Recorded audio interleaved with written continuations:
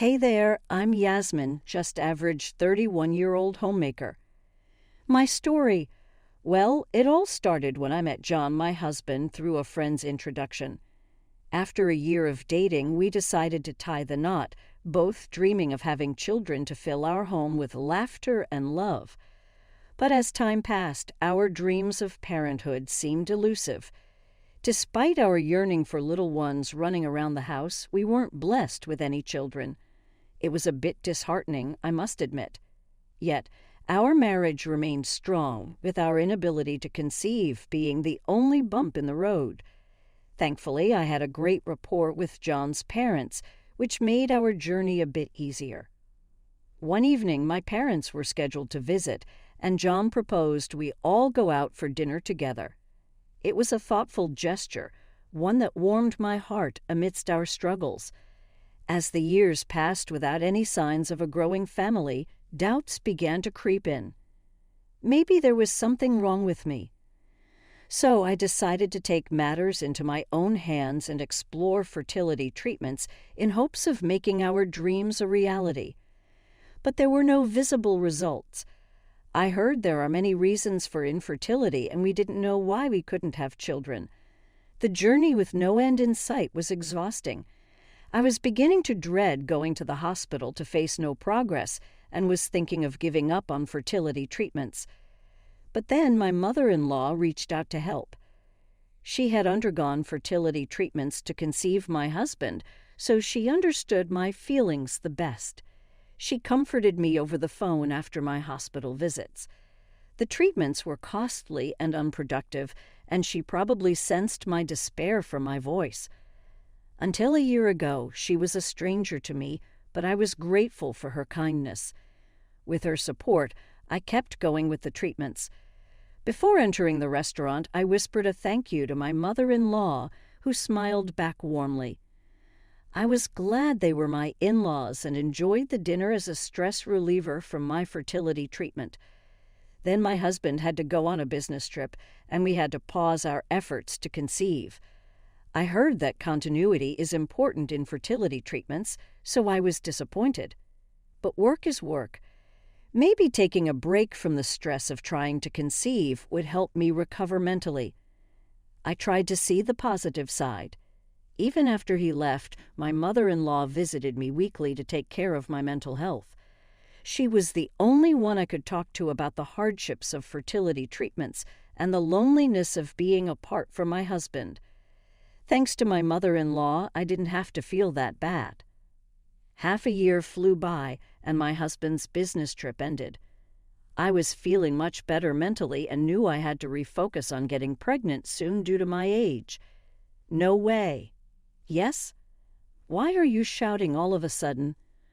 What happened? I'm pregnant. Our baby is finally coming. Seeing the 2 lines on the pregnancy test, I cried tears of joy. It had been a long-awaited pregnancy. We had overcome periods of anxiety and unsuccessful fertility treatments. I was overwhelmed with happiness, but my husband just gave a strange smile. Maybe he's not happy. No, that can't be the case. Perhaps he was just shocked and needed time to process the news. I shared the joy openly and immediately informed my parents and his. Both sets of parents were overjoyed, and I was too excited to sleep that night. I decided to focus on a healthy pregnancy. But the next day, I assume you know, but I'm busy with work, so I can't help much around the house duties. Don't bother me too much, okay? Sorry, I'll cook tomorrow. There's no tomorrow for someone who can't do it today. He must be stressed out because he is tired from work. I felt guilty for not being able to meet his expectations for housework and meals due to my severe morning sickness in my first pregnancy. But morning sickness won't last forever. Once it eases, I should be able to do more around the house, and hopefully our relationship will get back to normal, I thought. I can't just be soft on myself, especially for our upcoming child and my husband, who's always working hard. I pushed myself to cook and do housework as much as possible, even with the morning sickness. but it seems my efforts didn't reach him. Gradually, he stopped coming home at night and began spending his evenings out. My hormonal imbalances from the pregnancy made me feel mentally unstable. I worried if we couldn't resolve our issues before the baby's birth, could we really build a happy family of 3? Such anxieties continued on the nights he was absent.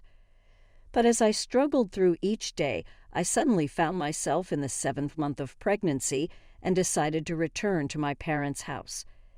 I had already discussed this with them and my husband. Honestly, I felt more at ease going back to my parents' house than staying with my husband. Perhaps feeling suffocated living with a pregnant wife, my husband readily agreed to my going back home. I took a 2-hour taxi ride to my parents' house.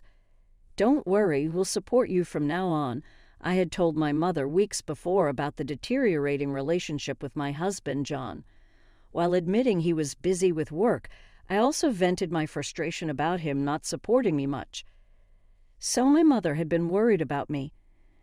And since returning home, I've been able to relax truly, even managing to spend days without a single worry. It was something I hadn't experienced in a long time. I regretted not returning home sooner. The comfort at my parents' house was so good that I gave birth to a boy without any issues. He was slightly underweight but cried loudly and felt warm when I held him, bringing me to tears of indescribable joy. Busy with work, John couldn't be there for the birth, but my parents cried with me. Despite the hard times during the pregnancy, I was truly glad to have overcome them. I stayed in the hospital for a week after giving birth, with my parents visiting daily. However, John was noticeably absent. He congratulated me on the birth, but didn't come to see our baby.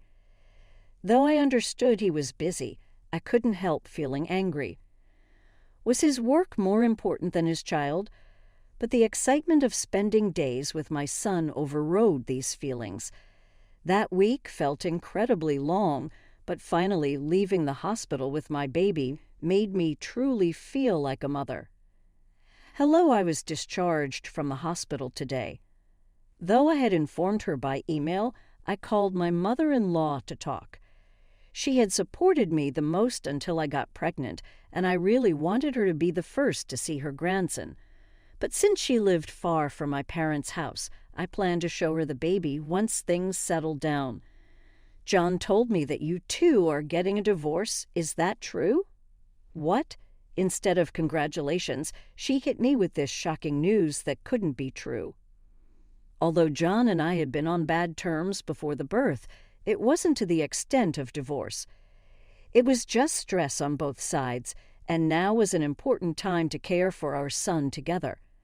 I had no idea why she would say such a thing, but I firmly responded, "That's ridiculous. Please don't say such things." "No, I'm serious." She then explained that John indeed intended to divorce me. At first, I thought it was a cruel joke, but my kind-hearted mother-in-law wouldn't do such a thing. Her words seemed far-fetched, but not impossible. I calmed myself and decided to contact John. My heart raced and my body trembled as I dialed his number, hoping it was all a misunderstanding. "Oh, you heard already?" "Well, that's right. I can't live with someone who cheats with another man and has his child." "A woman who cheats with another man?" My husband, John, was under the misconception that I had an affair behind his back and gave birth to the other man's child. This was what I heard from my mother-in-law. It turned out that while I was away giving birth at my parents' house, John had been telling his parents that I was having an affair. I didn't know when he started to misunderstand, but his cold attitude towards me during my pregnancy and his absence at the birth were because of this reason. But did John really think I was cheating, or was there some other reason he wanted a divorce? I couldn't tell, but I knew I had to talk to him in person, so I decided to return to our house a month after returning to my parents. "I'm home, huh? Why did you come back?" "I told you, you have no place in this house." It seemed John hadn't got my message about coming home today. Perhaps he had blocked my number. Well, it didn't matter to someone who was considering divorce. I wasn't surprised by his cold reception.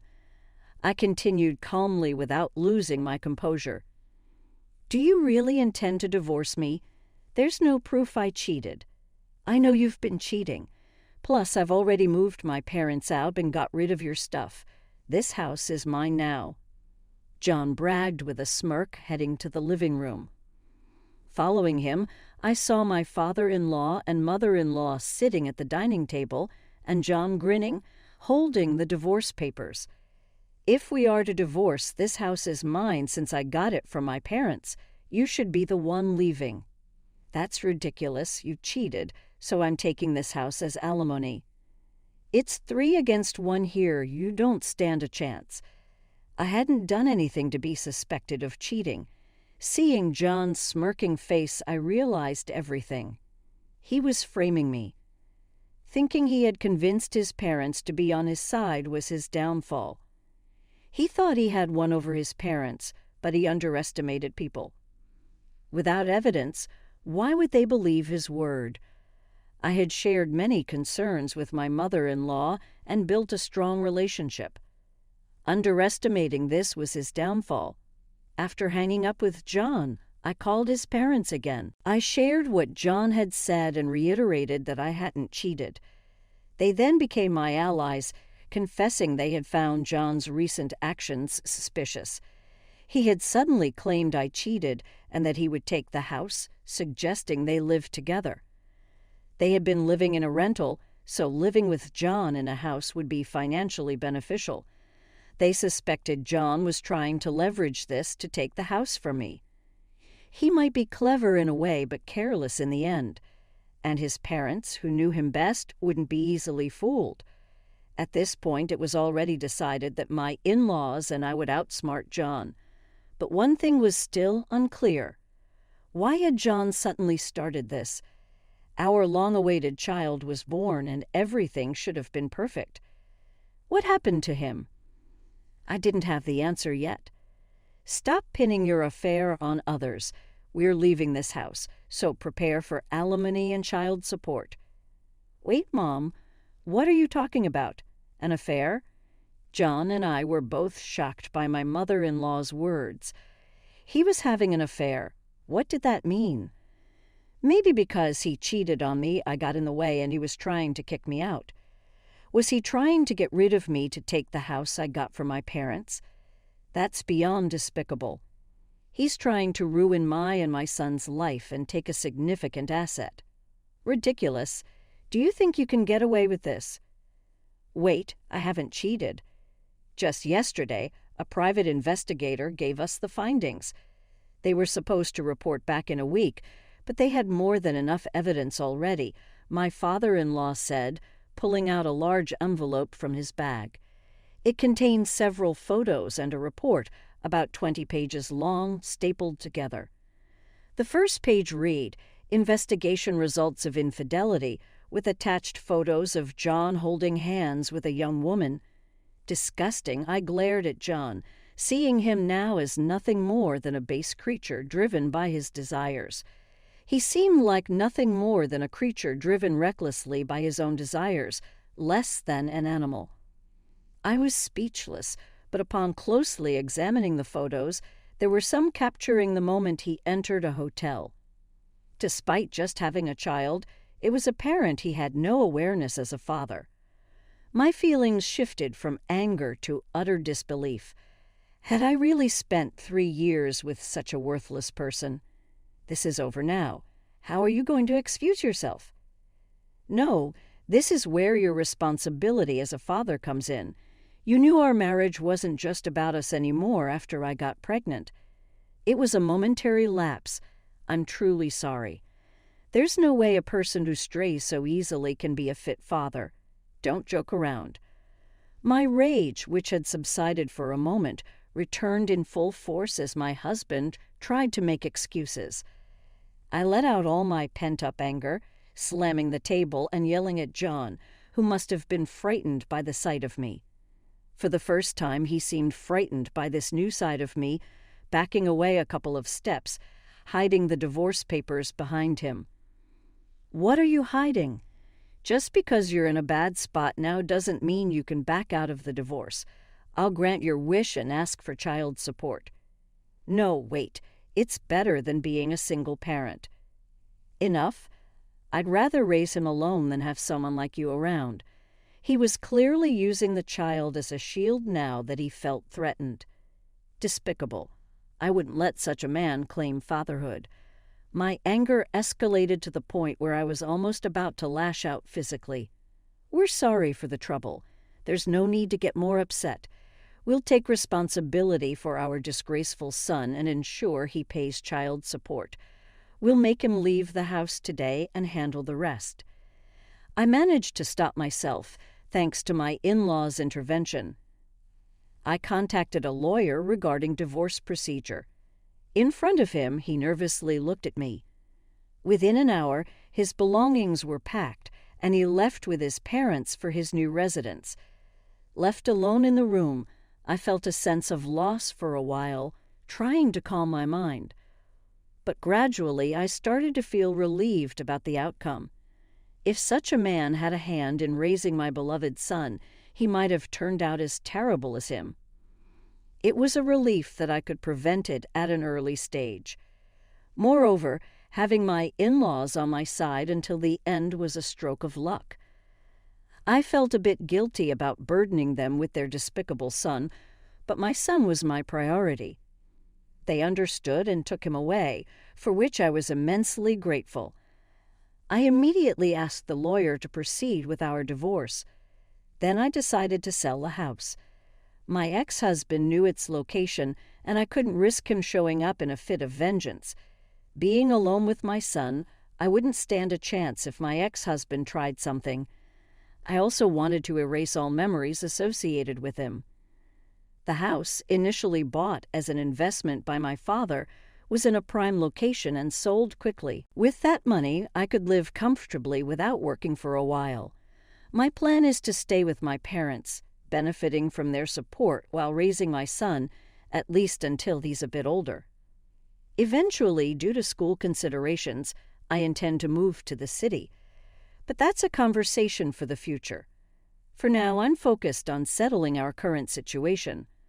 My ex-husband, under his parents' supervision, is working hard to pay me, with his wages being managed by them. I've been meeting with my in-laws every 6 months to show them their grandchild. And during our last meeting, they told me something astonishing. What? His affair partner was someone from his company? I thought he met her at a nightclub or something. Yes, that's right. We were just as shocked.